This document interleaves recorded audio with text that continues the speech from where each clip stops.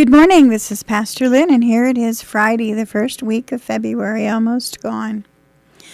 I invite you again to consider how God serves up a slice of heaven so that we'll slow down.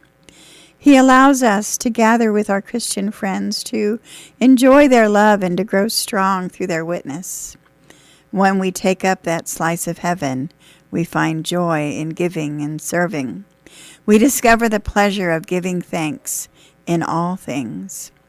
We listen, truly listen, for His answers to our prayers. That slice of heaven provides forgiveness and love for others as we have been forgiven and loved by Him. It also helps to heal those wounded pieces of who we are. And as we give thanks for those rejoicing, then indeed shall we seek first the kingdom of God and His righteousness.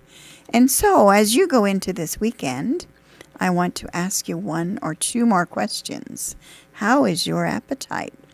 Do you hunger for a larger taste of heaven on earth? Do you long for the feast of heaven itself? Having tasted the life that culminates in heaven, we might think we'd never settle for less. But we do, don't we? We try to satisfy our hunger by filling our lives with things that amount to spiritual junk food. So let me ask you this. What are your life priorities right this minute? Go ahead and try this. Take out a piece of paper. I know it's 6 o'clock in the morning.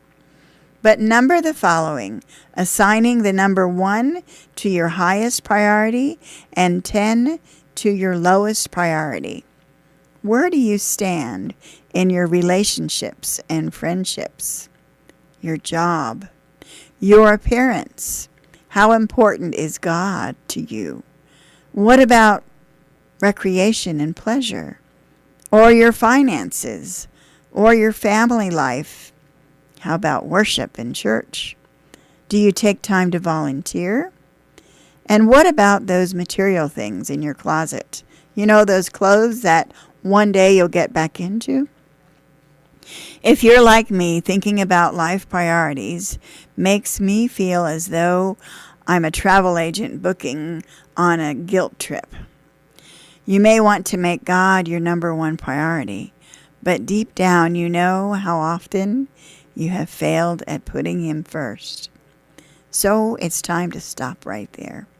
I confess, I posed a trick question to you. You've just thought about a misleading survey.